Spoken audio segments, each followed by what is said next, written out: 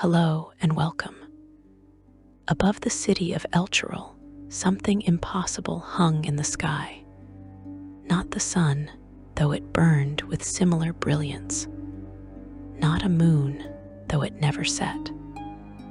For 50 years, this radiant sphere bathed the city in perpetual golden light, and the people below believed it to be their salvation. They called it the Companion, and they built their entire civilization around its warm, protective glow. But you should know, before we journey into the darkness that followed, that the brightest lights often cast the deepest shadows, and sometimes what you worship as divine protection is actually the chain around your neck, waiting to pull tight. The story of Elturel's fall begins long before the city plummeted into the 9 hells. It begins in the year of the saddle, 1444 Dale reckoning, when Elturel faced an existential threat that would lead its leaders to make a choice, with consequences lasting half a century. To understand the magnitude of what was lost, you need to see what this city was before the Companion appeared. Elturel sits on the northern bank of the river Shinthar, perched on a high bluff that overlooks the waters below. The city commands a strategic position in the western heartlands, serving as a vital trade hub between the Sword Coast and the interior regions. Caravans traveling from Baldur's Gate to the east must pass near Elturel, making the city wealthy from merchant tolls and trade goods. The High Hall, seat of Elturel's government, rises prominently in the city center, its spires visible for miles across the surrounding countryside. Below the hall, the city spreads outward in organized districts. The dock district along the river, where goods flow in and out. The neighborhoods where common folk make their homes. And the areas where the wealthy maintain their estates. But in 1444, darkness descended upon the region.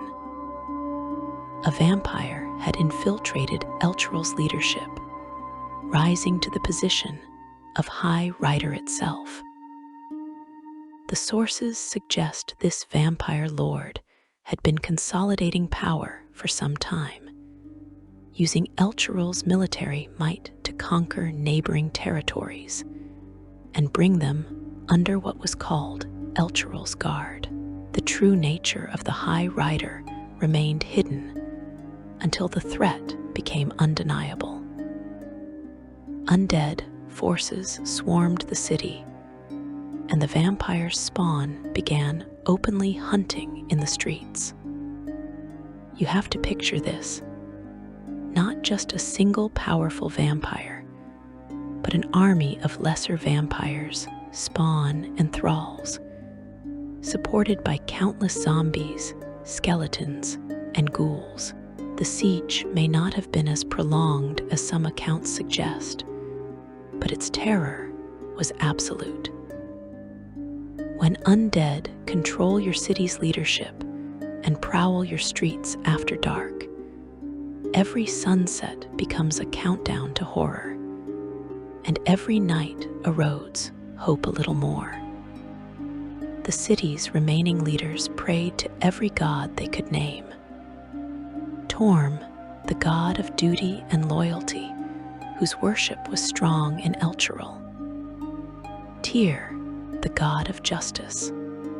Lathander, the morning lord who represents renewal and life. The prayers seemed to go unanswered. Or perhaps the answer came in a form no one expected.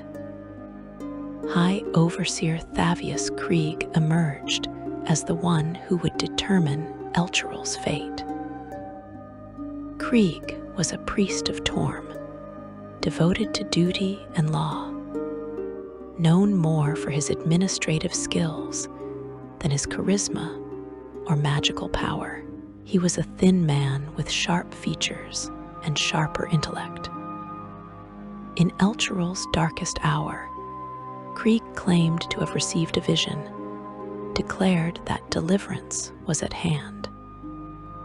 He performed a ritual, the details of which he never fully disclosed, and the companion appeared in the sky. Picture this moment through the eyes of an Elturel citizen. Dawn breaks, bringing with it something unprecedented. A second sun, brilliant and golden, materializes in the sky above your city. Its light washes over Elturel with devastating effect.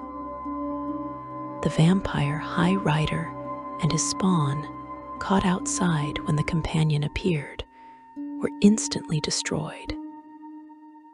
Where that light touched undead flesh, creatures burned and crumbled to ash within moments. The undead army was laid waste in a single morning. The siege was broken before most citizens fully understood what was happening. Krieg, standing before the assembled masses, named this miraculous light the Companion, and declared that it was a gift from the gods themselves, a permanent ward against evil that would protect Elturel forevermore. The people wept with joy and relief. They gathered in the streets to stare up at their new celestial protector. They sang hymns of thanksgiving.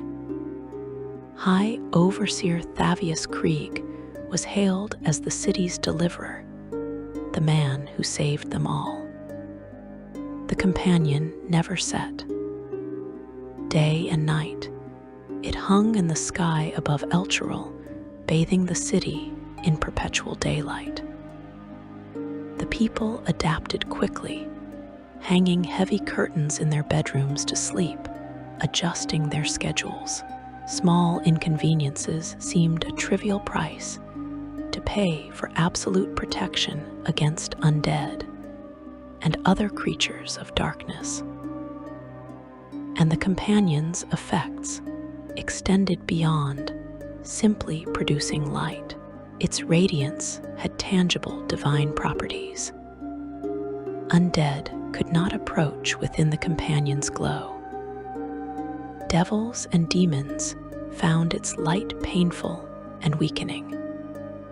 Even lycanthropes and other creatures vulnerable to sunlight discovered they could not survive long in Elturel. Krieg parlayed his miracle into absolute political power. He ruled Elturel from the High Hall with unquestioned authority, making all major decisions regarding the city's governance, military deployment, and religious practices. The council that had traditionally shared power became largely ceremonial under Krieg's dominance. He justified this centralization by pointing to the city's success and security. Under his leadership and the Companion's protection, Elturel thrived. Who could argue with results? But Krieg established something else, something that seemed noble on its surface, but concealed a terrible purpose. He created the Creed Resolute, a binding oath that every citizen of Elturel was required to swear upon reaching adulthood. The creed appeared to be a pledge to protect Elturel and uphold its values, to defend the innocent and oppose evil, to show loyalty to the city and its guardians. The oath was administered in public ceremonies beneath the Companion's light, often involving entire families as young men and women came of age. Parents beamed with pride as their children recited the words, and joined the ranks of true Elturel citizens. What none of them knew, what Krieg carefully concealed, was that the creed resolute contained elements written in infernal script, binding clauses that tied each oath-taker's soul to an agreement they never read and could not see. This connection between a seemingly innocent civic oath and an infernal contract would prove to be the mechanism of Elturel's damnation. In the years immediately following the companions' arrival, Elturel entered a golden age. The city's reputation spread across the Sword Coast and beyond. Elturel became known as a holy city, the place where goodness and law had achieved a permanent victory over darkness. Pilgrims traveled from distant lands to witness the companion with their own eyes. Temples were expanded and new ones built. The worship of Torm, Krieg's patron deity, grew particularly strong, but shrines to other good-aligned gods flourished as well. The Hellriders, Elturel's legendary cavalry, became even more renowned during this era. You need to understand what the Hellriders represented. They were not merely soldiers or city guards, but a knightly order with traditions stretching back generations. Their history was extraordinary. In the 1300s, the angel Zariel herself had come to Elturel and trained the original riders, teaching them tactics and instilling in them a dedication to fighting evil that would define the order for centuries.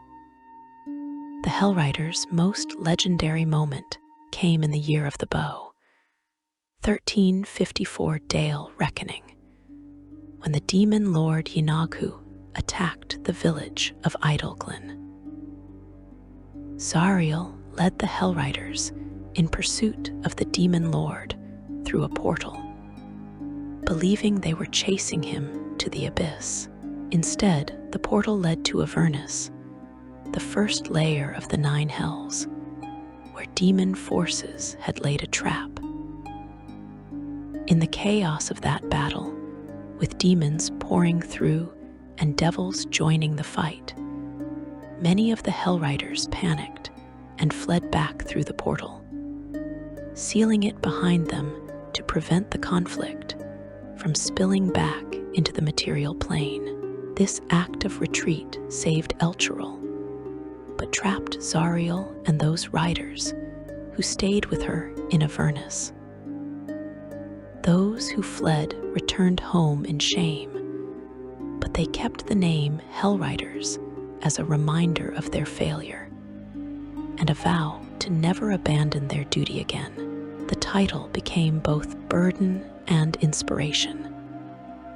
These were riders who had been to hell itself and who would ride there again, if necessary, to redeem their order's honor.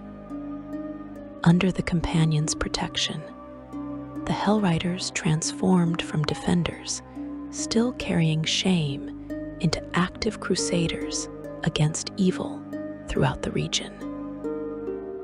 They rode out from Elturel in shining armor, mounted on powerful war horses, carrying the city's banner.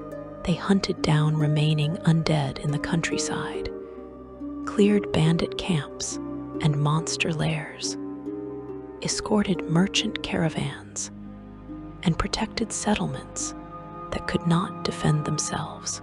The Hellriders became heroes across the Western Heartlands, and joining their ranks became the highest aspiration for Elturel's young warriors.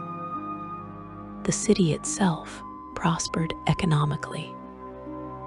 Merchants who once paid protection money to bandits or hired expensive mercenary escorts could now travel more safely with Hellrider protection.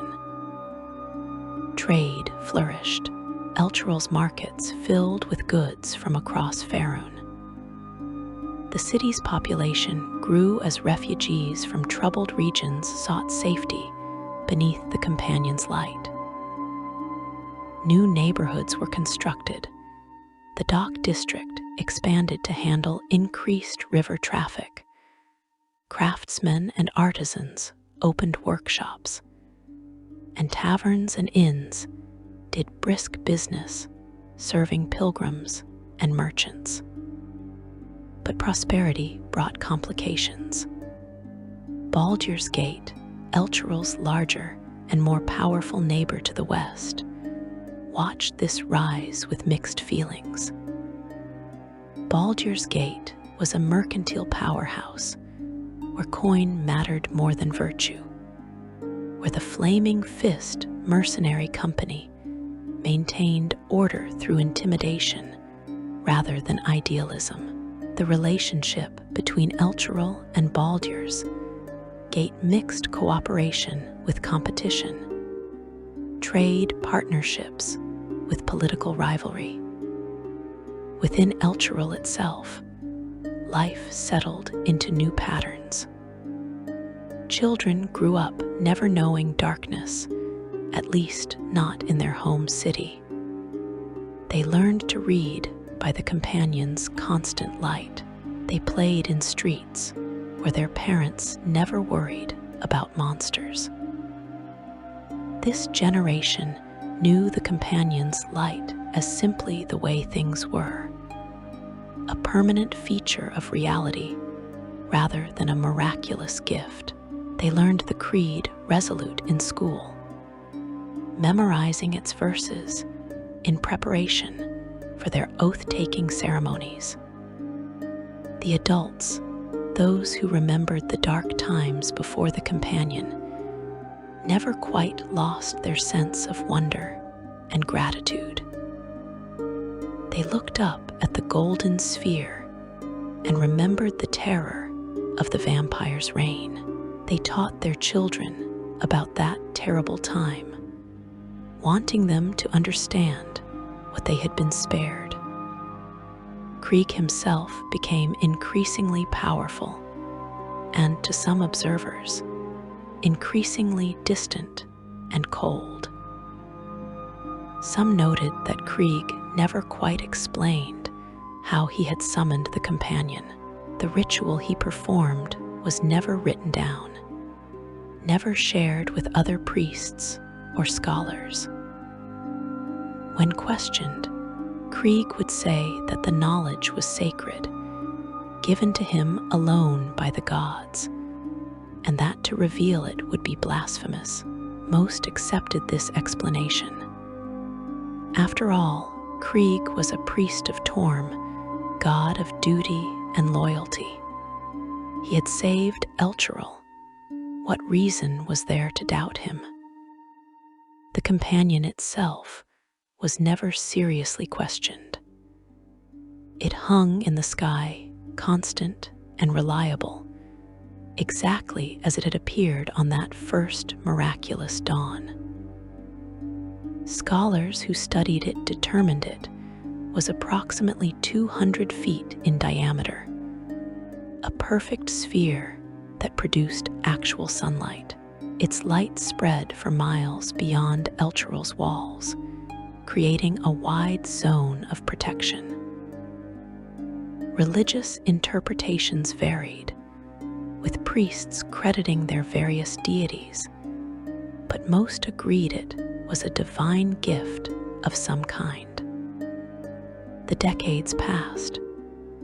Children became adults, took the creed resolute, and raised children of their own under the Companion's light.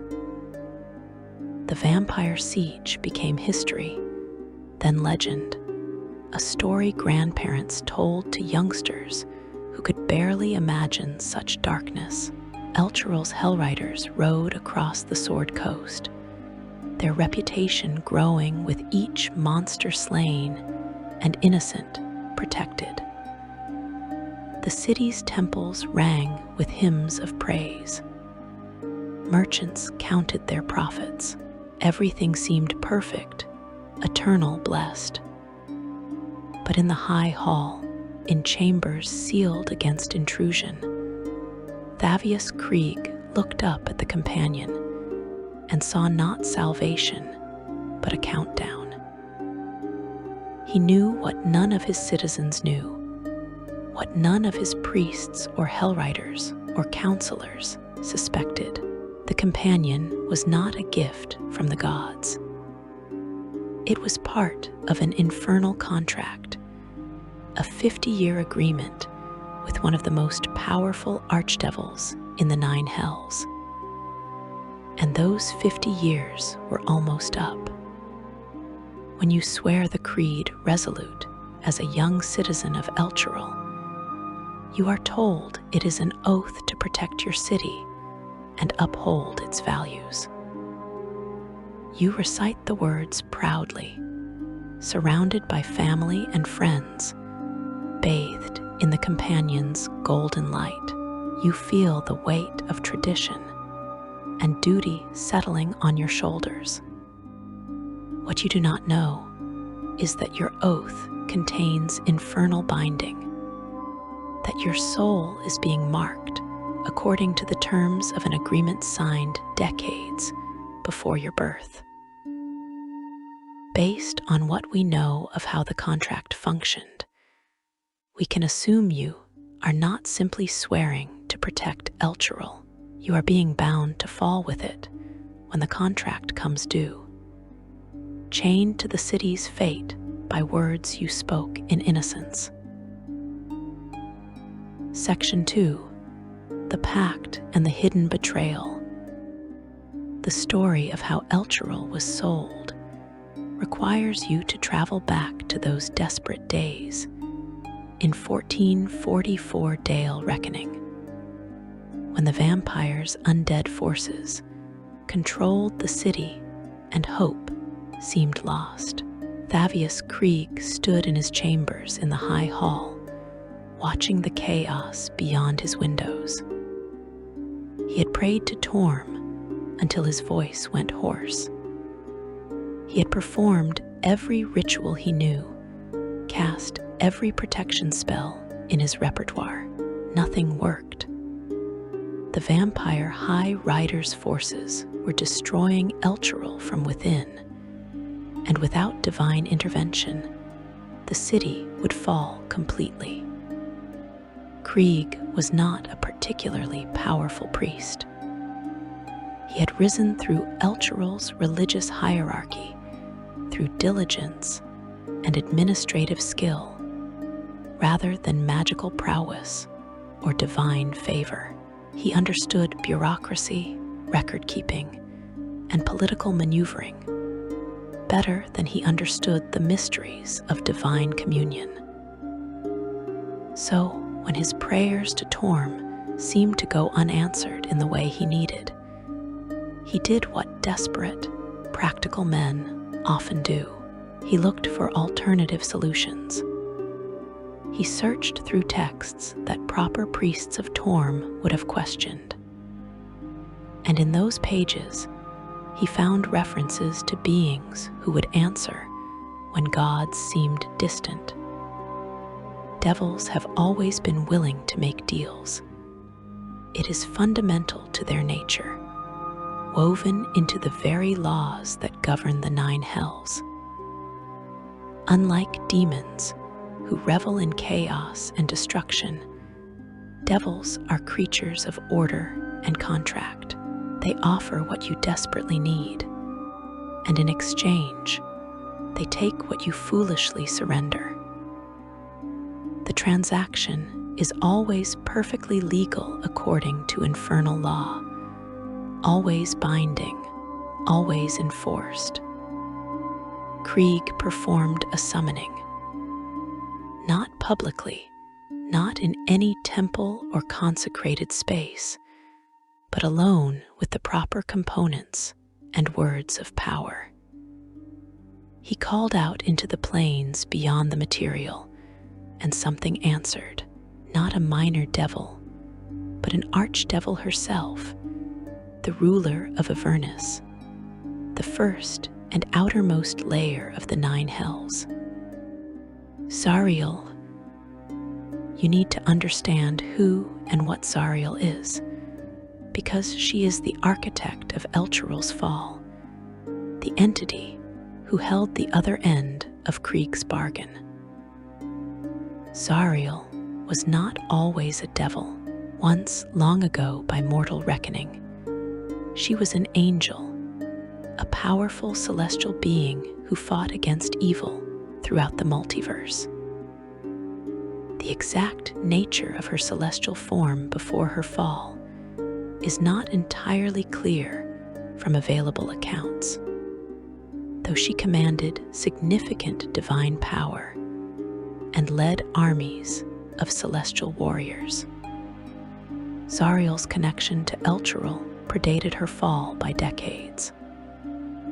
In the 1300s, she had come to the city as a celestial champion and trained the original Hellriders, teaching them tactics and instilling in them a fierce dedication to fighting evil. She saw in these mortal warriors something worth cultivating: courage, determination, and a willingness to fight darkness regardless of the cost. But Zariel's story is one of fallen righteousness, of good intentions corrupted into damnation. She fought in the Blood War, the eternal conflict between devils and demons that rages across the lower planes. The Blood War is the multiverse's longest and most brutal conflict, predating most civilizations, consuming countless souls, fought across dimensions, with armies numbering in the millions. Devils represent lawful evil, structured tyranny, and calculated cruelty. Demons embody chaotic evil, mindless destruction, and savage hunger. They war forever. Zariel fought against the demons, believing that their chaotic evil represented a threat to all existence. The pivotal moment came in the year of the bow, 1354 Dale reckoning. The demon Lord Yinaghu attacked a settlement, and Zariel led the Hellriders in pursuit through a portal. What the Hellriders believed would lead to the abyss actually opened into Avernus, where demon forces had set a trap. In the chaos of that battle, with demons and devils clashing around them, many Hellriders panicked and fled back through the portal, sealing it behind them to save Elturel. Zariel and those who remained with her were trapped in Avernus. The accounts suggest she continued fighting, driven by her dedication to destroying demonic evil. But fighting evil does not make you immune to evil. The endless war changed her. She became more ruthless, more willing to make compromises, more focused on victory at any cost. This could imply that her transformation was gradual rather than sudden, a slow erosion of celestial nature through constant exposure to the lower plane's corruption. The breaking point came when Zariel found herself and her remaining forces surrounded, outnumbered, facing annihilation. In that moment of desperation, she made her own bargain. Some accounts suggest she called out to Asmodeus himself, the Lord of the 9 hells, the greatest of all archdevils. The deal was struck: power to continue fighting demons, but in service to hell itself. Asmodeus transformed her, corrupting her celestial nature, binding her to the 9 hells, making her an archdevil in his service. She retained much of her power and all of her tactical brilliance. But now she served hell. Asmodeus placed her in command of Avernus, the first layer, the front line of the blood war. It was a perfect punishment. Zariel could continue fighting demons forever, exactly as she seemed to want. But now she fought for evil rather than good, commanding devil legions rather than celestial armies. This is the being that answered Thavius Krieg's desperate summoning. Not a celestial savior, but a fallen angel, an archdevil who commanded armies of devils and ruled a realm of burning iron and rivers of blood. When Zariel manifested before Krieg, she saw exactly what he was: a frightened administrator willing to do anything to save his city and preserve his own position. The negotiation followed infernal tradition. Krieg explained the situation. Zariel proposed a solution. She would provide permanent defense for Elturel, something that would not only destroy the vampire and his forces, but protect the city from undead, fiends, and creatures of darkness for 50 years. 50 years of absolute security, 50 years of prosperity and growth. In exchange, after those 50 years elapsed, the city and everyone bound to it would be delivered to Avernus. Krieg should have refused. Any person of conscience would have refused. But Krieg rationalized. 50 years was a long time.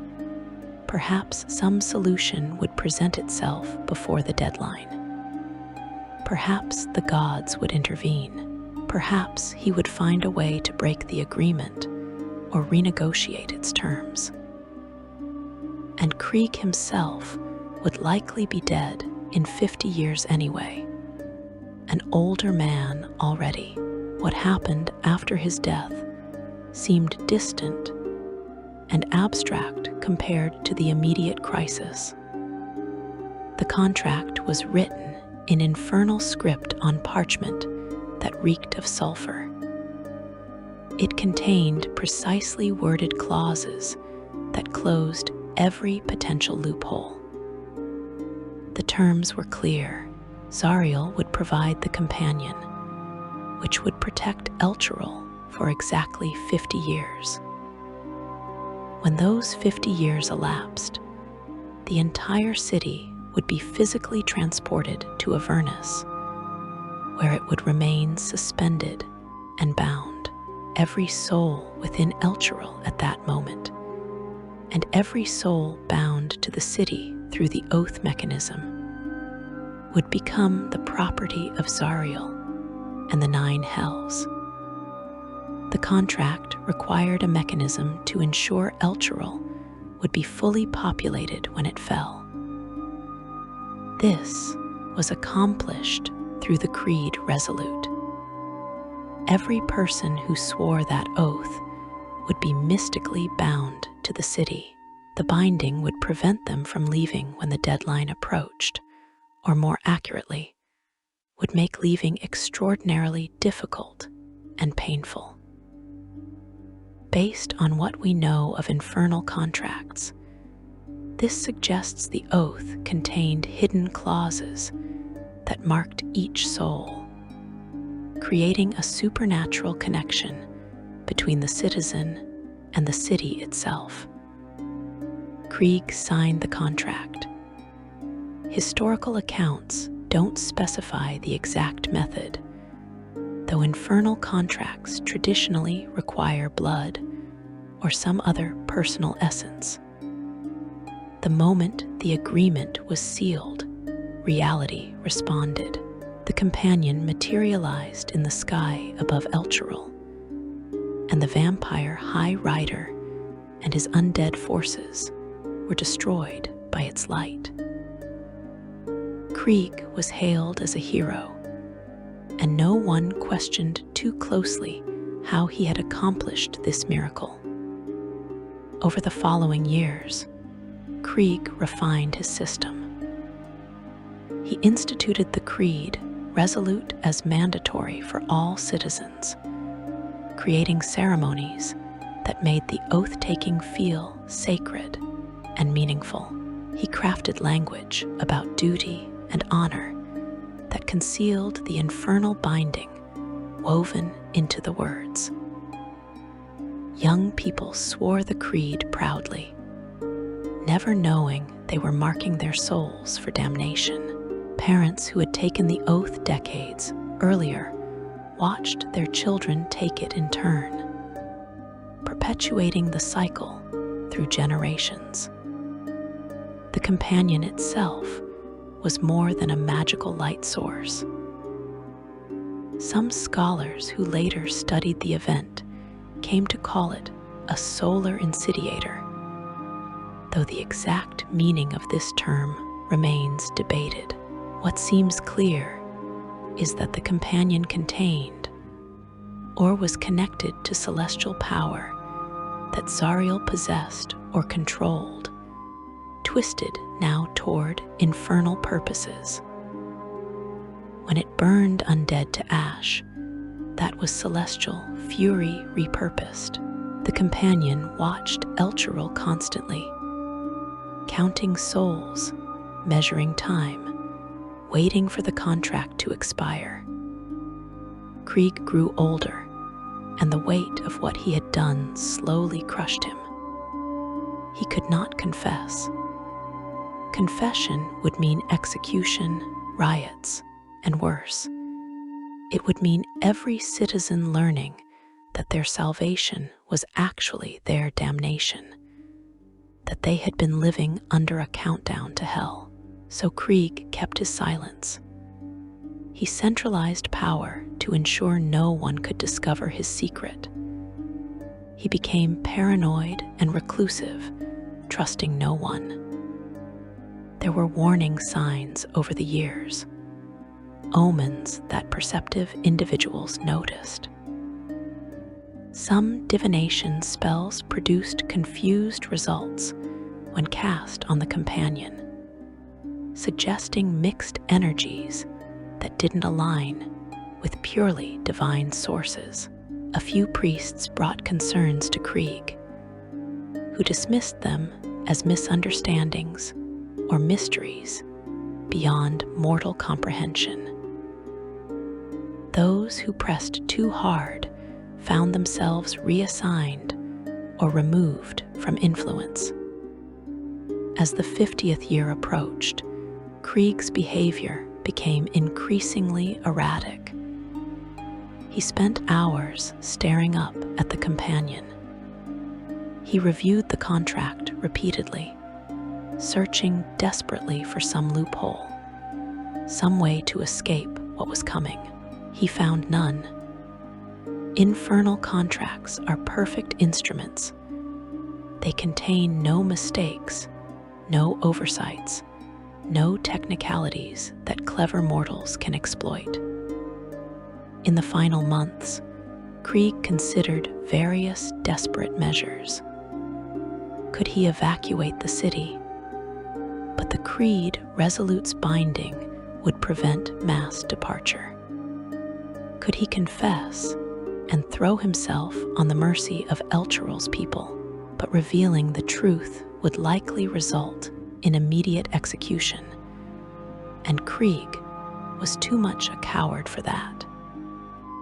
Could he renegotiate with Zariel? But devils do not renegotiate contracts that favor them, so he remained silent and prayed that somehow he was wrong about what would happen. The day of reckoning came in the year of 3 ships sailing, 1494 Dale reckoning. 50 years exactly from when the companion appeared, down to the precise moment. The contract's terms were fulfilled. Elturel had received its protection. Now payment came due. The moment arrived during what seemed like an ordinary day. Elturel's markets were opening for business. Fishermen worked the river. Children attended their lessons. Hellriders prepared for routine patrols. Everything was normal. Everything was safe beneath the companion's golden light. Then the light changed. The companion's warm golden glow shifted, darkening to a sulphurous amber, then to burning orange, then to deep and terrible crimson. The sphere that had protected Elturel for 50 years revealed its true nature. The people below stared up in confusion and growing horror, as they realized their guardian had become their doom. Chains manifested in the air, massive links of infernal iron that gleamed with hellish light. They extended from the companion downward, anchoring themselves throughout Elturel. In the high hall, in the temples, in the bridges, in the very foundations. These were not merely physical restraints, but metaphysical bindings, connecting Elturel to Avernus across dimensional barriers. The chains began to pull. The ground shook. Buildings swayed. People ran into the streets, shouting questions, crying out in fear. The Hellriders mounted up, but what could cavalry do against chains that stretched between dimensions? Priests called upon their gods and received no answers, or worse, received confirmation that what was happening was legal according to cosmic law. A contract fulfilled. Thavius Krieg stood in the high hall and watched his city begin to fall. He could have warned them weeks or months earlier. He could have given people time to prepare, even if escape was impossible. He could have shown them the contract, explained what was coming, allowed priests and wizards to attempt some intervention. Instead, he had remained silent until it was too late for anything except witnessing the inevitable. The chains pulled harder. The earth beneath Elturel cracked and split. The entire city, everything within several miles of the companion's influence, began to tear free from the material plane. Reality was being rewritten. The river Shinthar's water streamed away in impossible waterfalls as the city rose. Buildings held together through momentum and magic. People clung to whatever they could find as gravity became unreliable, and the world tilted sickeningly. Section 3. Descent into Avernus. The transition between planes is not instantaneous, though you might wish it were. Elturel hung suspended between realities for terrible minutes that felt like hours. The sky above turned black, then red, then colors that have no names in mortal languages. Stars appeared and disappeared. The sun vanished, replaced by a churning void. The companion blazed crimson above it all, pulling the chains tighter, dragging the entire city downward through dimensional barriers that screamed as they tore. Citizens experienced this fall differently depending on where they stood when it began. Those inside buildings found walls and ceilings suddenly unreliable. Furniture slid across floors that tilted at impossible angles. Shelves emptied themselves as gravity lost its consistency. Some people found themselves weightless for moments, floating in their own homes, before gravity reasserted itself and slammed them back down. Others clung to door frames and support beams as their houses shook apart around them. Wood splintering and stone cracking under stresses no earthly earthquake could produce. In the streets, panic spread like wildfire. Mothers grabbed their children and ran without knowing where to run. Merchants abandoned their goods and fled their stalls. The dock district faced particular horror as the River Shinthar's water continued flowing beneath the rising city, creating massive waterfalls that cascaded into the void below. Ships moored at the docks broke free and tumbled into darkness, their crews' screams swallowed by the dimensional turbulence. Some desperate souls tried to swim in the failing water, as if they could somehow escape what was happening. But the current pulled them over the edge and into the abyss. The Hellriders attempted to maintain order. Across Elturel, veteran warriors mounted their horses and rode through the chaos, calling for calm, directing people toward the High Hall and the temples, anywhere that seemed sturdy and safe. But what orders do you give when your entire city is being dragged to hell? The Hellriders gathered in key locations, trying to organize a response. But there was nothing to fight, no enemy to charge against. The chains were incorporeal to mortal weapons, passing through steel and flesh alike, without resistance, yet binding the city with unbreakable strength. Rhea Mantlemorn, a young Hellrider who had taken the creed resolute with pride and dedication, found herself separated from her unit during the initial chaos. She had dreamed of a life defending the innocent, just like the legendary Hellriders of old. Now, she stumbled through tilting streets, her horse lost in the confusion, her armor feeling impossibly heavy as reality folded around her. She watched buildings collapse. She heard people screaming. She saw the sky turn red and new with absolute certainty that everything she had believed about her city was a lie. In the temples, priests attempted to contact their deities. They performed emergency rituals, calling out to Torm and Tyr and Lathander, and every god who had ever blessed Elturel, based on the fragmented accounts that would later emerge. Some priests received visions that filled them with despair. Their gods could not help, could not intervene in a contract that had been legally made according to cosmic law. Other priests received no response at all, just silence where divine presence should have been. The fall accelerated.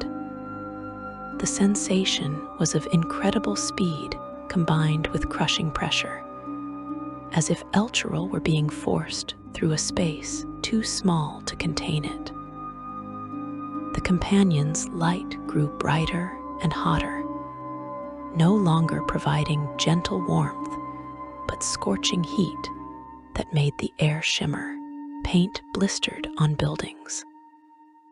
Plants in gardens and window boxes withered and burned. People sought shelter anywhere they could find it, pressing into cellars and inner rooms away from that terrible light. Then, with an impact that shattered windows throughout the city and knocked everyone to the ground, Elturel arrived in Avernus. The transition was violent. The city slammed into position above the hellish landscape below, chains snapping taut with sounds like thunder, buildings settling with groans of tortured stone and wood. The entire structure swayed, suspended in midair by the massive chains that now stretched from the companion down to anchor points across Avernus's iron ground. You need to see Avernus through Elturel's citizens' eyes to understand their horror. They looked down from their suspended city onto a landscape of absolute nightmare. Avernus is a war zone that has existed for millennia, the front line of the Blood War, where devils and demons kill each other in numbers that defy comprehension. The ground below glowed with volcanic heat, rivers of lava carving through fields of black iron and volcanic glass. The sky was a roiling mass of red and orange clouds, lit from below by countless fires, storms of ash and embers sweeping across the horizon. And the fighting. Everywhere, armies clashed in brutal combat. Devil legions in perfect formation faced demon hordes that charged with mindless fury. Pit fiends taller than houses wielded weapons of dark metal, cutting down demons by the dozens. Balors wreathed in flame crashed into devil ranks, their flaming whips and swords reaping lives with each swing. Lesser devils and demons, countless thousands of them, fought and died, and were replaced by more. An endless tide of violence that had no beginning and would have no end. The noise was overwhelming. Screams and roars, the clash of weapons, explosions of magical fire and lightning, all of it echoing across the iron plains and up to the city hanging above. Elturel swayed in the hot wind that rose from the battlefields below. The chains creaked and groaned, but held firm, anchored at multiple points around the city's perimeter. These anchors were massive structures of infernal iron, twisted spires driven deep into Avernus's bedrock, carved with runes that glowed with hellish power. Each chain was composed of links larger than houses, forged in furnaces that burned souls for fuel, inscribed with names of the damned. The city itself had not emerged unscathed from the transition. Buildings throughout Elturel showed damage from the dimensional journey and the violent arrival. Walls had partially collapsed in places. The high hall's structure had sustained damage.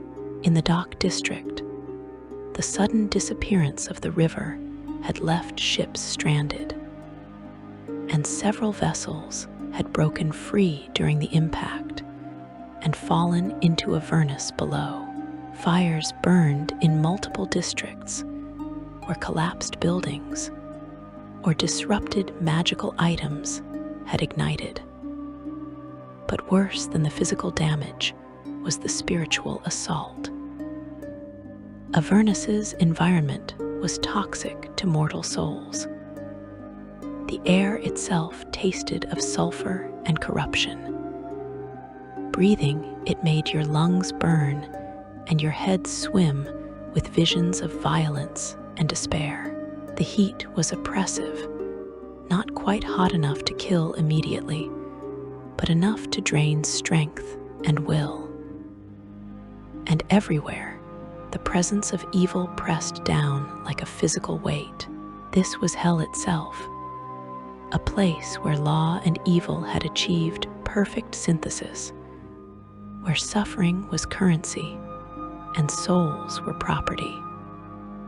The citizens who survived the initial fall found themselves trapped in a city that now served as a prison. The creed Resolute's binding remained active, preventing anyone from leaving Elturel, even here in Avernus. Those who attempted to climb down the chains or use magic to depart discovered that the oath they had sworn bound them to the city's location. Step beyond a certain boundary, and the curse activated, causing pain that intensified with distance until it became unbearable.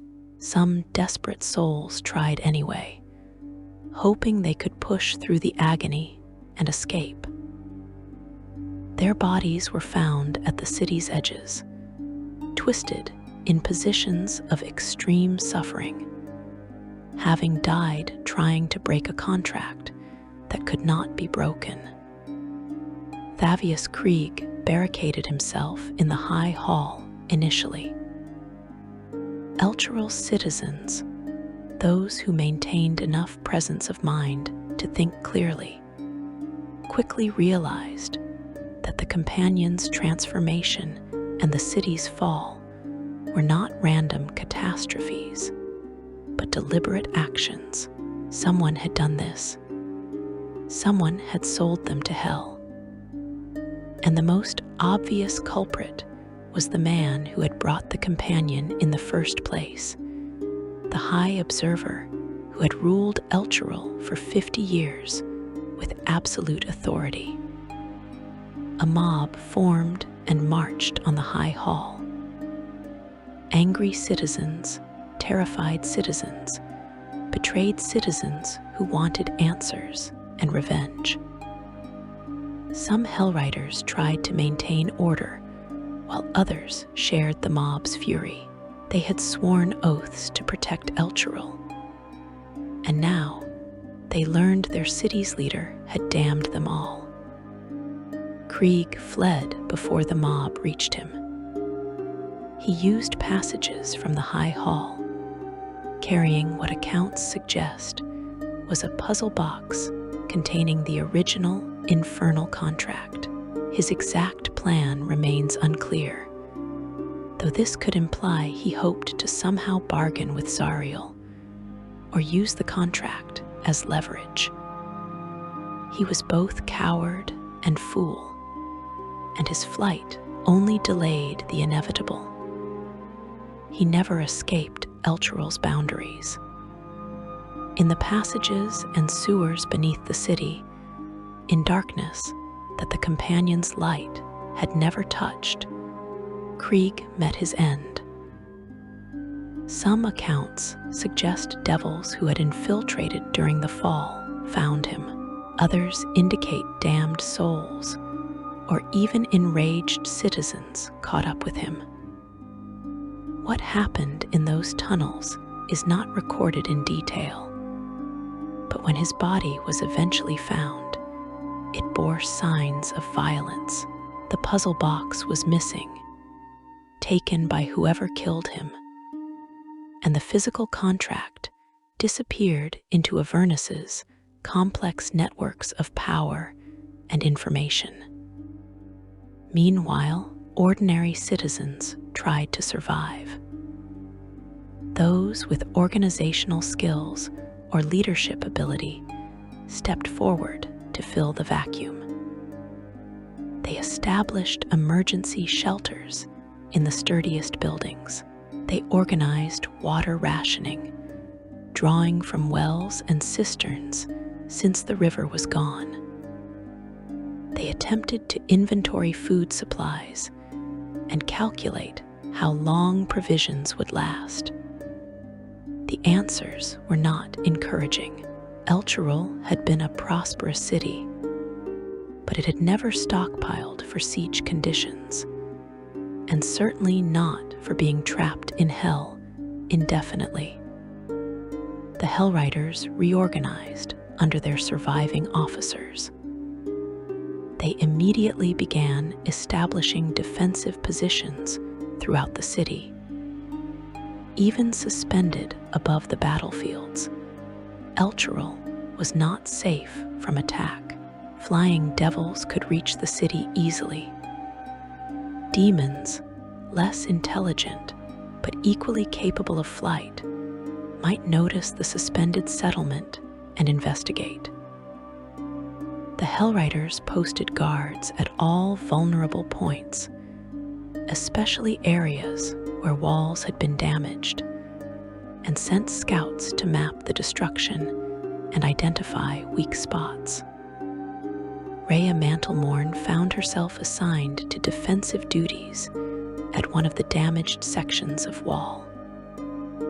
She stood looking down at Avernus spread below, watching armies fight and die in their eternal war. The scale of it overwhelmed her. She had trained to fight bandits and monsters, threats she could understand and combat with sword and courage. What was she supposed to do against an entire plane of hell? How could anyone survive this? But she was a Hell Rider, and Hell Riders did not surrender. The Order's history was built on the legacy of those who had ridden into hell itself following Zariel in 1354. Those original riders had failed, had fled, but their descendants carried that history as both shame and determination.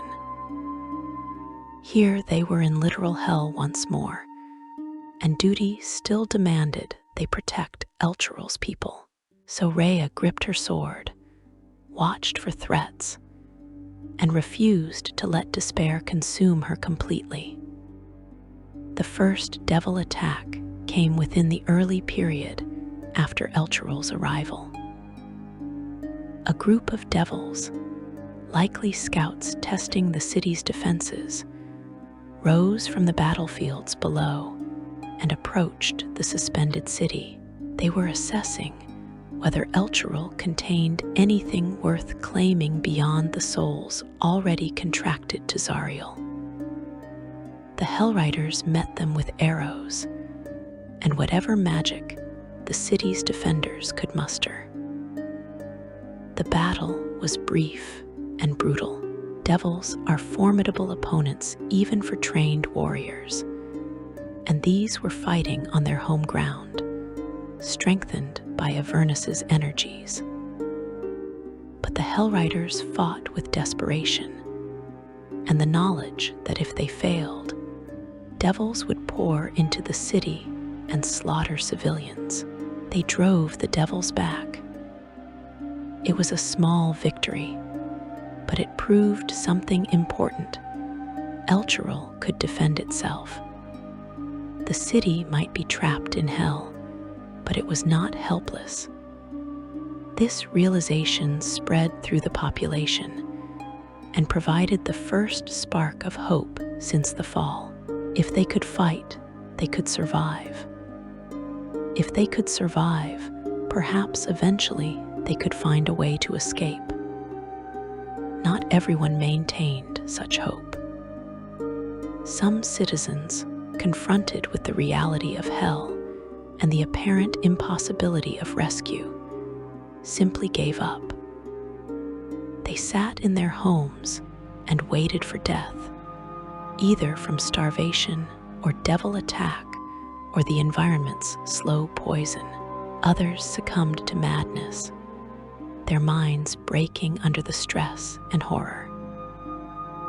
And a few, corrupted by Avernus's evil influence or driven by selfish desperation, turned against their fellow citizens, hoarding resources or attempting to bargain with devils for personal salvation. But many held on. they organized shifts for defense and resource management. They rationed food carefully. They maintained the wells and cisterns. They cared for the injured and comforted the traumatized. They did what humans do when faced with impossible circumstances. They adapted, they persevered, and they hoped that somehow, from somewhere, help would come. Section 4. Heroes, Hellriders, and the Quest for Salvation. The news of Elturel's fall reached Baldur's Gate within days. Elturel did not fall to an army or natural disaster that messengers could report. It simply vanished. One day, traders approaching from the east found empty land where a city should have been. The bluff overlooking the Shinthar remained, but Elturel itself was gone, along with every person within its walls when the chains pulled tight. Panic gripped Baldur's Gate. If an entire city could disappear, what prevented the same fate from befalling other settlements? Divination magic was employed immediately. Powerful wizards and priests casting every scrying spell they knew, trying to determine what had happened. The results were confusing and contradictory. Some divinations suggested Elturel still existed, but was unreachable. Others indicated infernal energies were involved. A few particularly skilled diviners made the horrifying connection. Elturel had been taken to the Nine Hells. Grand Duke Ulder Revengard of Baldur's Gate had been in Elturel when the fall occurred, visiting on diplomatic business. And now he was gone along with the entire city. His disappearance created a power vacuum in Baldur's Gate's already complicated political structure. The Council of Four, which governed the city, found itself reduced to 3 dukes, and factions within Baldur's Gate immediately began maneuvering for advantage. The Flaming Fist, Baldur's Gate's mercenary army, which Revengard commanded, demanded action. Their leader was missing, possibly dead, and honor required they attempt rescue. But how do you mount an expedition to hell itself? You cannot march an army across planar boundaries. You cannot besiege the 9 hells or negotiate with archdevils from a position of strength. Military power means nothing when your enemy exists in a different plane of reality entirely. The solution, as often happens in such situations, fell to adventurers. Small groups with specialized skills, individuals willing to risk impossible odds for reasons ranging from heroism to profit. Some were motivated by connections to Elturel or its people. Others saw opportunity to win glory. And some were simply good people who could not stand by while an entire city suffered damnation. Getting to Avernus presented the first challenge. The 9 hells are not easily accessed from the material plane. Powerful teleportation, magic could bridge the gap, but such spells required precise knowledge of the destination, and few mortals had ever been to hell and returned.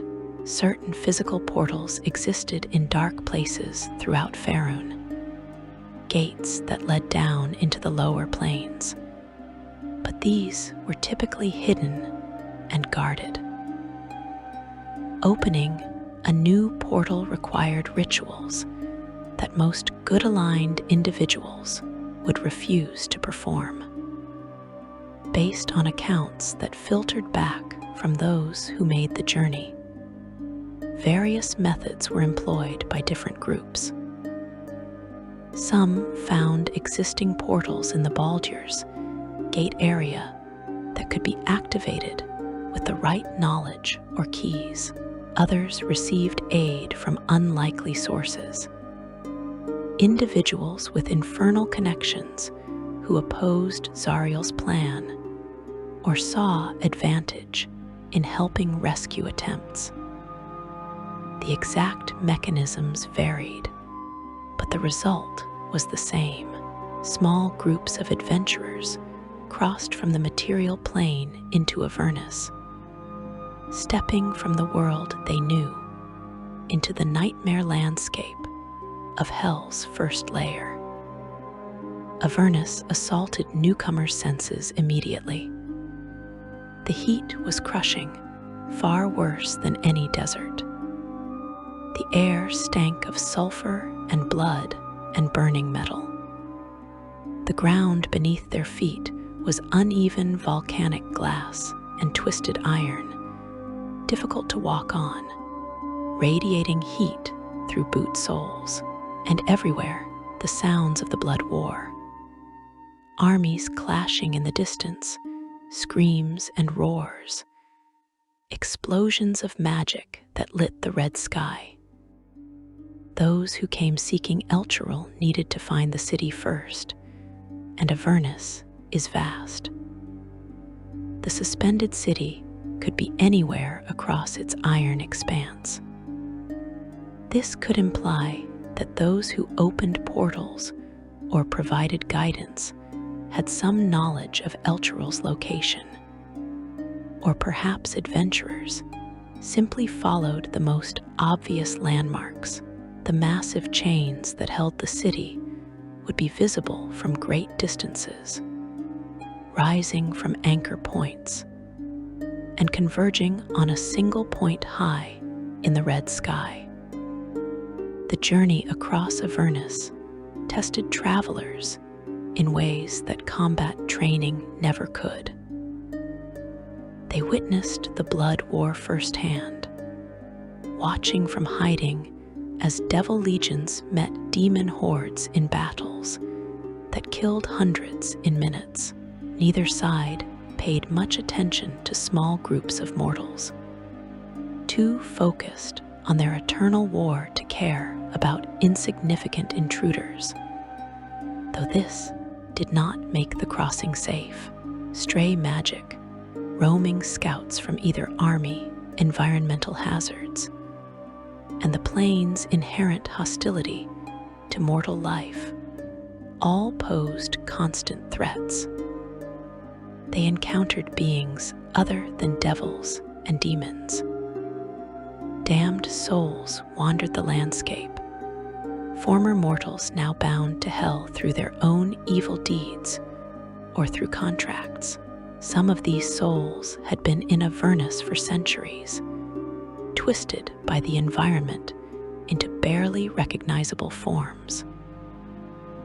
Others were recent arrivals, still clinging to their mortal memories and identities.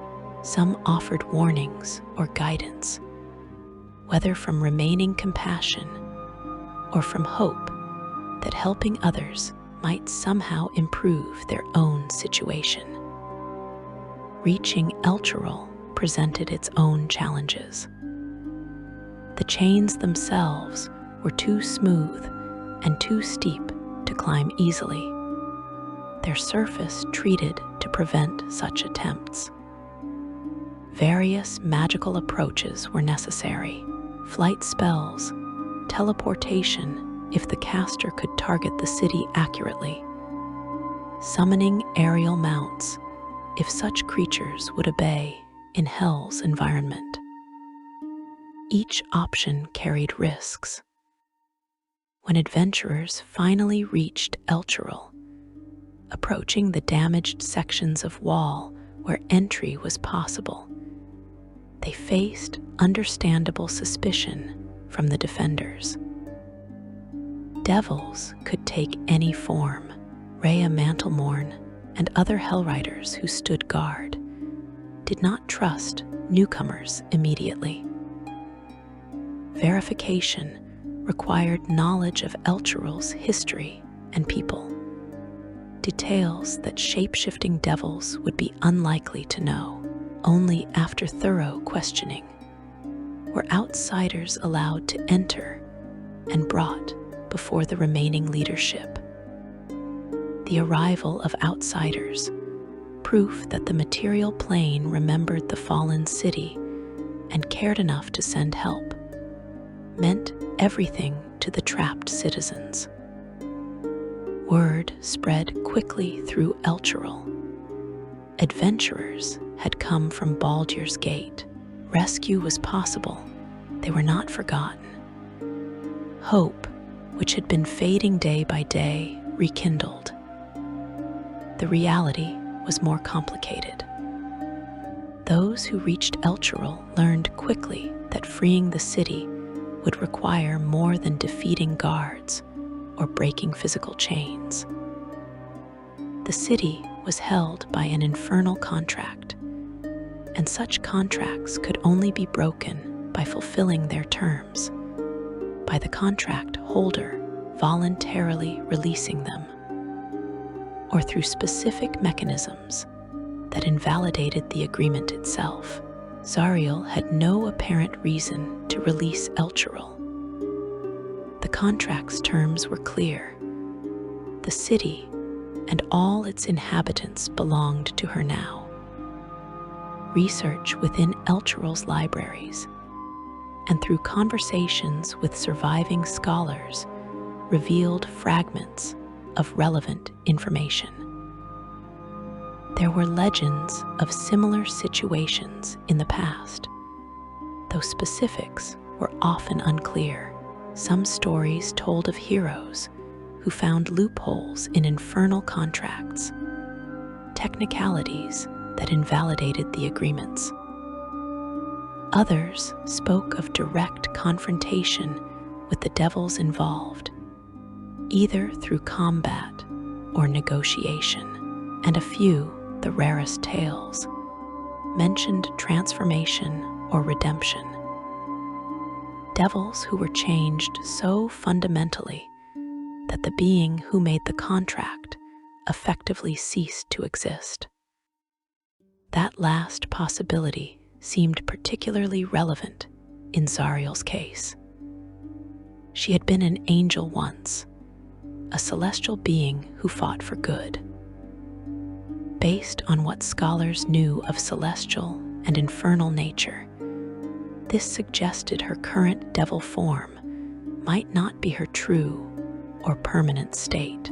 If Zariel could somehow be restored to her original celestial nature, the devil who made the contract with Krieg would no longer exist. The celestial Zariel would presumably release Elturel, as no good-aligned being would honor such an evil agreement. This was not a plan so much as a theoretical possibility, a hope based on theological speculation about the nature of fallen celestials. But it was something to work toward, a goal more substantial than simply surviving day by day. Meanwhile, those searching for Grand Duke Revengard discovered he had been captured during Elturel's fall. He was not in the city, but had been taken elsewhere in Avernus. Devils had recognized his political importance and claimed him as a valuable prisoner, either for interrogation or leverage. His location was not precisely known, but accounts suggested he was held in one of the fortresses that dotted Avernus's landscape. The most significant of these fortresses was associated with Bel, a pit fiend of immense power and age, who had once ruled Avernus before Zariel took his position. Bel commanded a fortress and surrounding territory, maintaining his own forces while nominally serving under Zariel's authority. The political dynamics of Hell are complex. Bel resented his demotion, but could not openly challenge Zariel without violating infernal law and risking punishment from Asmodeus himself. This could imply he was constantly seeking indirect methods to regain power. Those seeking Revengard would need to navigate these infernal politics. Approaching Bel's fortress meant either fighting through his defenses, which would be suicidal for small groups, or attempting negotiation. Devils always negotiate. It is fundamental to their nature. The question was what Bel might want in exchange for cooperation. The journey to such a fortress took adventurers deeper into Avernus than they had yet traveled. They passed through landscapes of impossible horror, fields of bones from millennia of warfare, rivers that flowed with substances other than water, areas where reality itself seemed unstable from the constant magical violence. They avoided major battles, but could not avoid all conflict. Devil patrols, demon scouts, and various other threats attacked multiple times.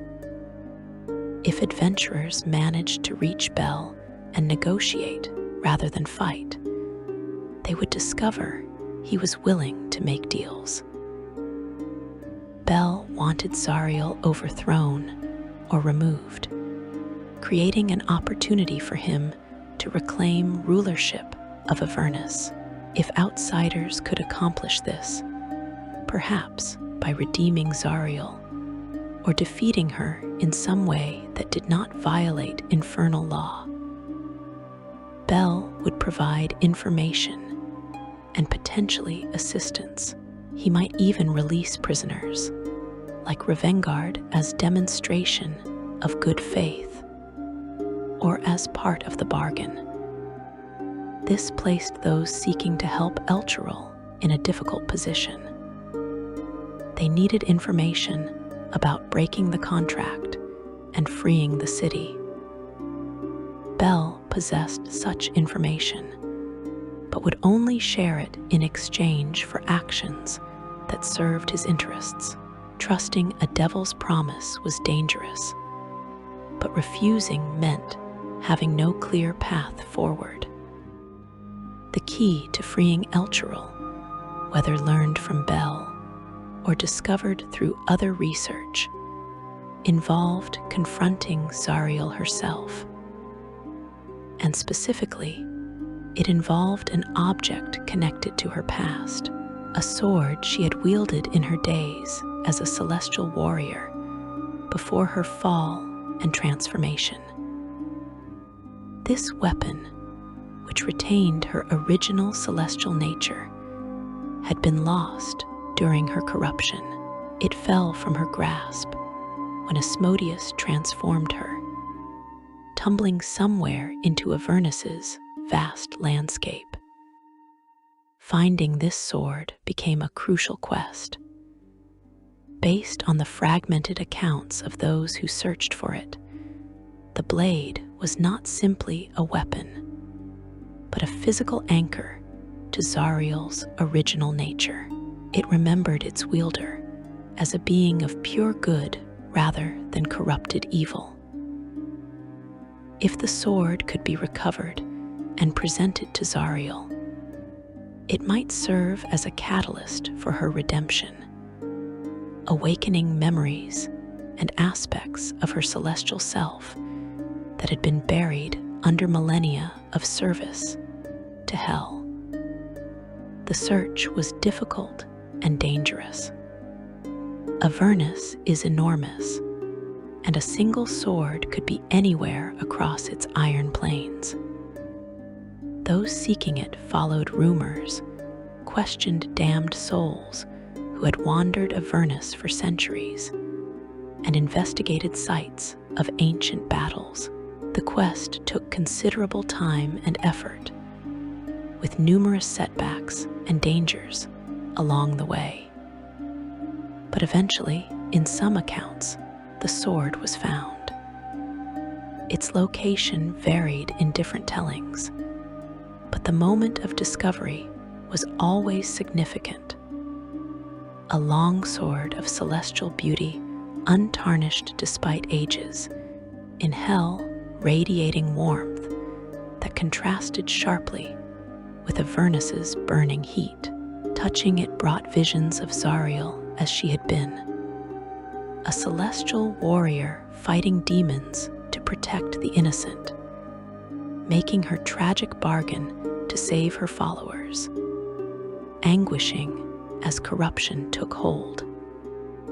The sword wanted to return to its rightful wielder. It guided those who carried it towards Zariel's location, pulling them across Avernus with purpose. But reaching Zariel meant confronting her in her fortress, a flying structure that soared above Avernus, directing devil forces in the blood war. The fortress was more heavily defended than almost any location in the plain. This could imply that direct assault was impossible for small groups, requiring instead infiltration, distraction, or taking advantage of moments when Zariel's attention was focused elsewhere. Section 5. Breaking the Chains and Legacy. Those who sought to reach Zariel faced a challenge that went beyond physical obstacles. Her flying fortress, a massive structure of metal and flame that soared above Avernus's battlefields, was defended by layers of powerful devils and magical protections.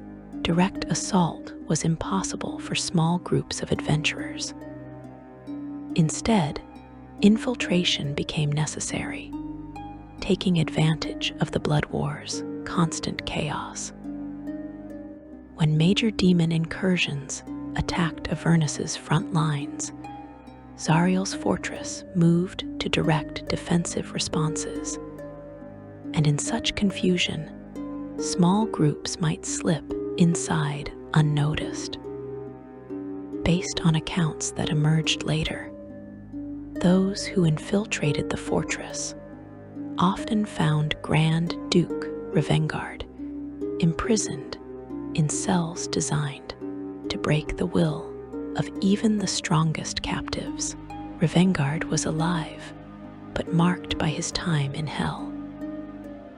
He had witnessed things that mortal minds struggle to process, endured psychological torments that made physical torture seem merciful, but his core self remained intact. His duty to Baldur's Gate and his determination to survive giving him strength when everything else failed. Freeing him triggered alarms throughout the fortress. Devils converged from all directions.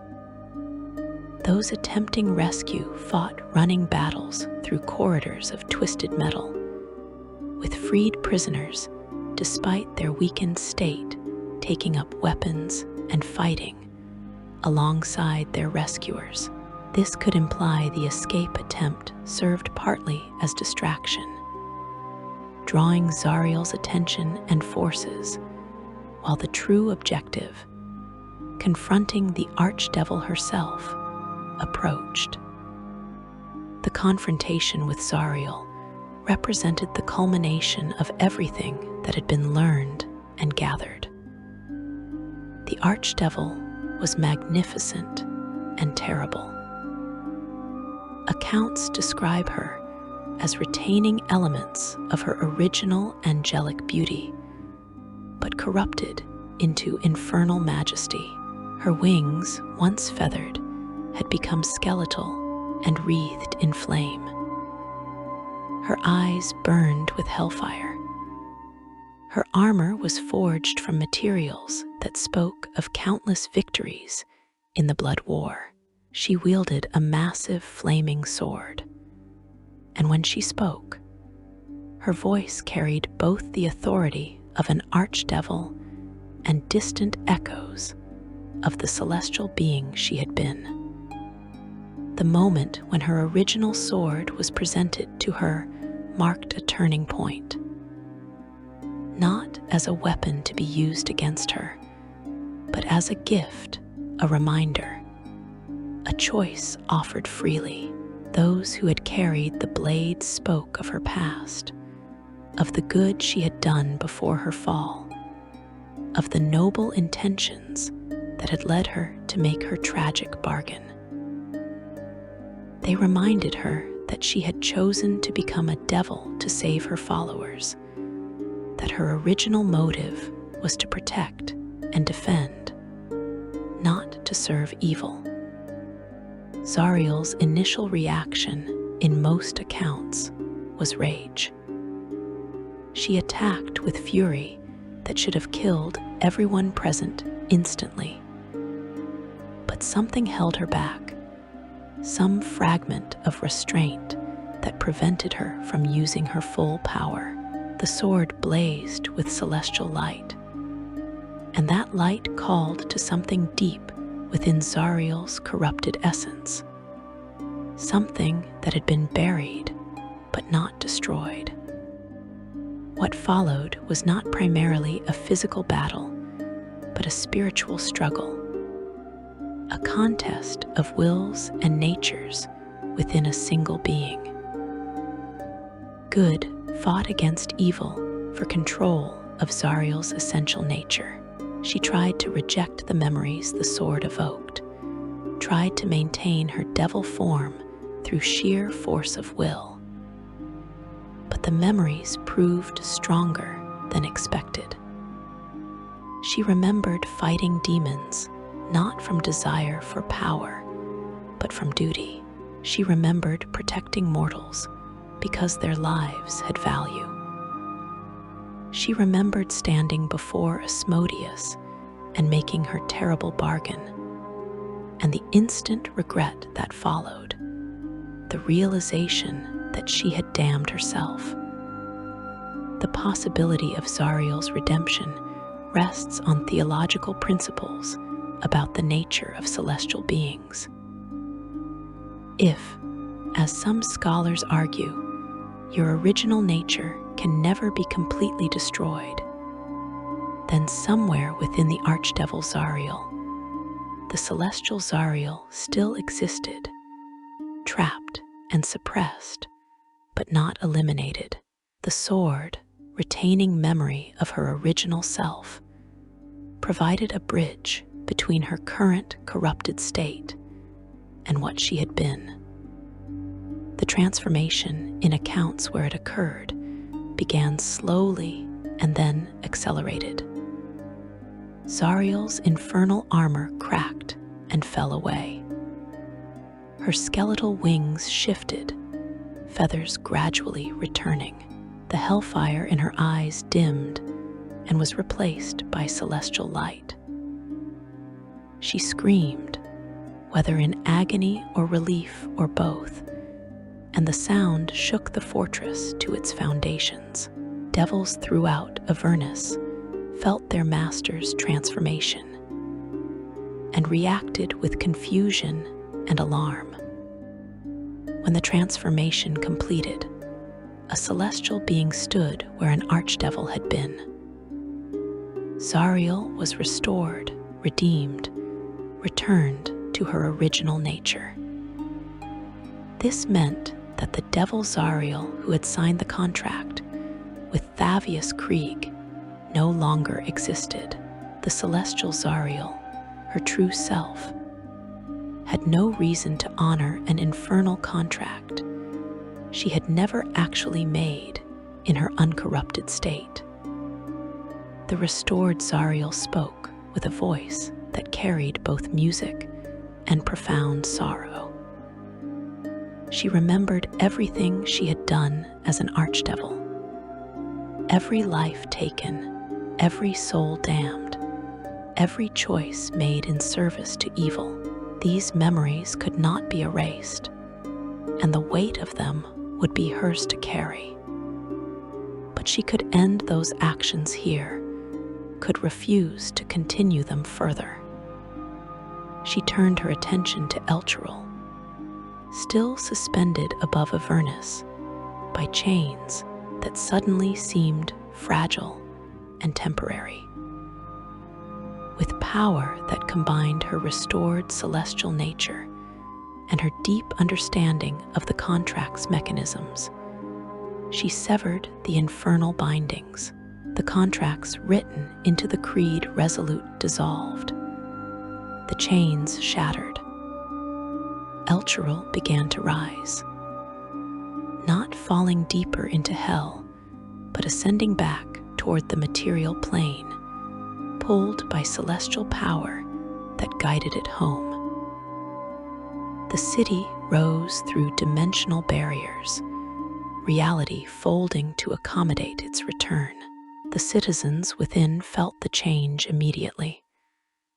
The oppressive weight of Avernus's evil lifted. The air became breathable again. The red sky above shifted, slowly at first, and then rapidly back to blue. The return journey was not gentle. Elturel slammed back into its original location on the bluff above the river Shinthar with force that caused additional damage. Buildings that had survived the descent to Avernus collapsed during the return. Foundations cracked. Structures swayed and fell. But the city was home, back on the material plane, back in the world where it belonged. The cost of Elturel's time in hell was staggering. Thousands had died during the weeks the city spent in Avernus, killed by devil attacks, environmental hazards, starvation, disease, or despair. The city's infrastructure was devastated. Buildings stood as burned shells or collapsed ruins. Entire districts were uninhabitable, and the psychological damage ran deeper than any physical destruction. Every survivor carried memories of hell, experiences that would haunt them for the rest of their lives. Thavius Krieg's betrayal became widely known once Elturel returned. His body had been found in the city's lower passages, and the truth about the infernal contract spread through the population. Krieg had no defenders. His name became a curse in Elturel, synonymous with treachery and damnation. A cautionary tale about the dangers of bargaining with devils and the consequences of keeping terrible secrets. The companion was gone, dissolved when the contract was broken. Elturel experienced true night for the first time in 50 years. Some citizens, especially the young who had never known darkness in their home city, found this terrifying. Others welcomed it, seeing the return of natural day, and night as proof that they had truly escaped hell's influence, that they were free of infernal manipulation. Grand Duke Revengard, upon returning to Baldur's Gate, was a changed man. His experiences in Avernus had shown him the true nature of infernal threats and the price of complacency. He worked to strengthen alliances between Baldur's Gate and Elturel, recognizing that isolation made cities vulnerable. He also pushed for greater vigilance, regarding devil cults and infernal contracts, establishing systems to identify and prevent such threats before they could cause catastrophic harm. Rhea Mantlemorn became one of Elturel's leaders during the Reconstruction period. The Hellriders had proven their worth in hell itself, living up to their legendary reputation in the most literal way possible. But the Order's focus shifted. They maintained their military readiness, but also emphasized diplomatic outreach and education, establishing networks throughout the Sword Coast to share information about infernal threats and coordinate responses. Rhea herself carried the lessons of Avernus with her. That vigilance against evil required constant effort. That safety could never be taken for granted, and that even the brightest light could mask terrible darkness if not examined carefully. The reconstruction of Elturel took years. Neighboring cities sent aid, materials, skilled workers, food, and supplies to sustain the population while the city rebuilt. The temples were reconstructed, and new prayers emphasized wisdom and discernment alongside traditional virtues of courage and duty. The Creed Resolute was abolished entirely, replaced with simple civic oaths that contained no hidden clauses and bound no souls to anything beyond ordinary civic responsibility. But some things could not be rebuilt. The innocence that Elturel had possessed during its 50 years under the Companion was gone forever. Citizens no longer trusted easily. They questioned authority more carefully, examined agreements with suspicion, and never accepted supposed miracles at face value. This skepticism was painful, but necessary. A hard-earned wisdom purchased through terrible suffering. The broader Sword Coast learned from Elturel's fall.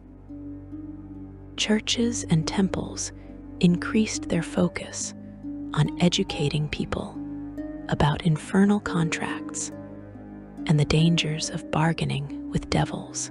Wizards and scholars studied the mechanics of how an entire city could be transported to the 9 hells, seeking ways to detect and prevent similar catastrophes.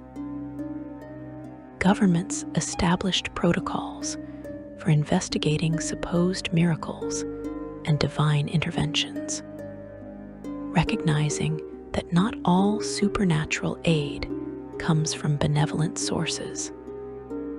What became of Zariel after Elturel's return remains less clear in the historical record.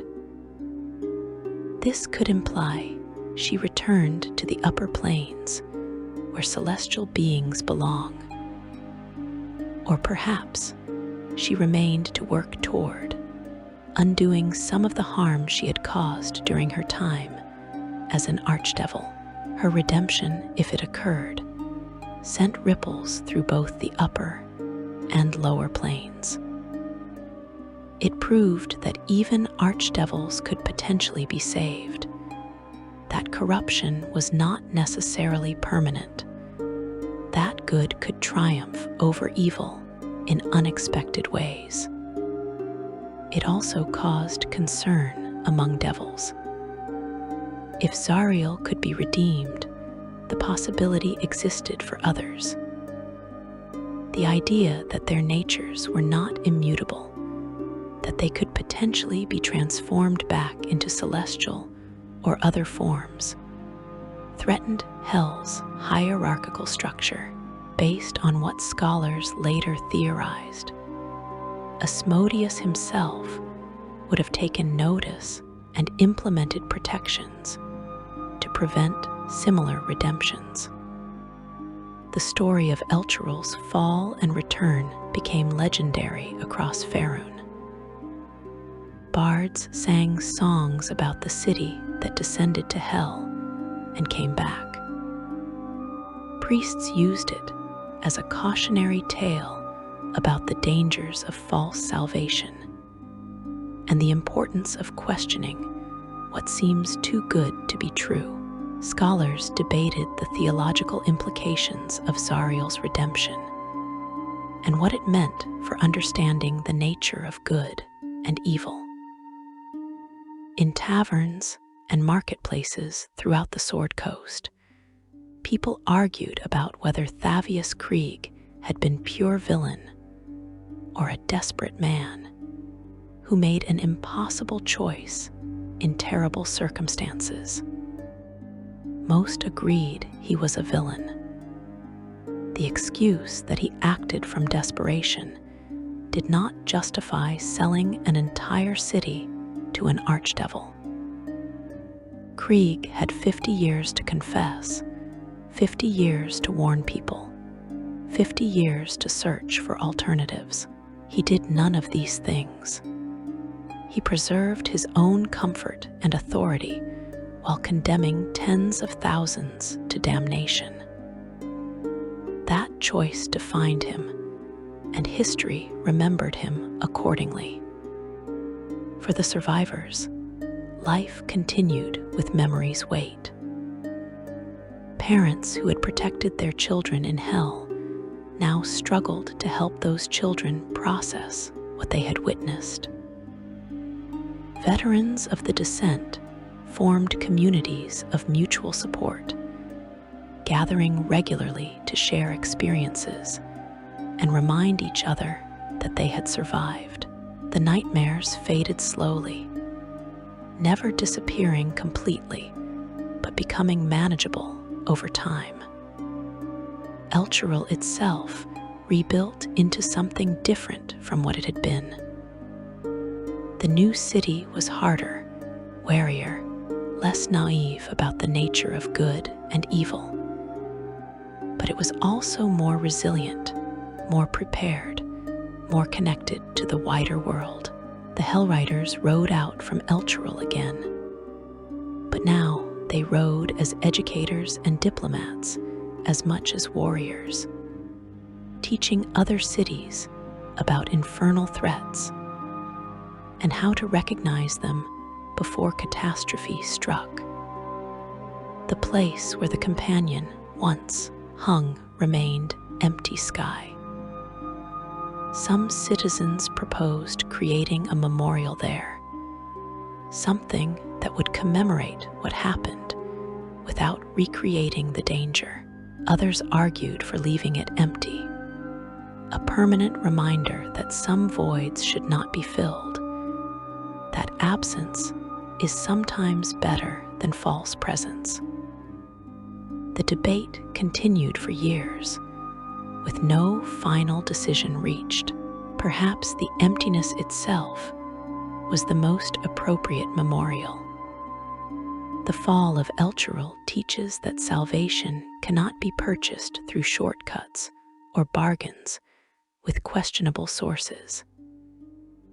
It reminds us that miracles should be questioned, especially those that require no ongoing relationship or service, that offer protection without explaining their true cost. It demonstrates that even when cities fall into darkness, hope remains possible if people are willing to fight for it, and if they receive help when they need it most. And it suggests that redemption can reach even the most corrupted souls if they are given genuine choice and reminded of what they once were. Your journey through Elturel's story ends here, but the story itself continues. Cities throughout Faerun remain vigilant against infernal contracts. Adventurers seek out devil cults before they can cause catastrophic harm. Priests counsel against desperate bargains that promise easy solutions to difficult problems. And in Elturel, generations born after the return learn about the fall from parents and grandparents who lived through it, ensuring that the lessons are never forgotten, that no city will ever again mistake an infernal chain for divine protection. If you found this deep dive into Elturel's fall to Avernus meaningful, please consider liking this video and subscribing to the channel. Your support helps create more content exploring the rich lore and hidden stories of dungeons and dragons, bringing you the histories and legends that make this world so compelling. Thank you for joining me on this journey through one of the most dramatic events in the Forgotten Realms. Until next time, may your own journeys never lead you to make bargains you cannot break.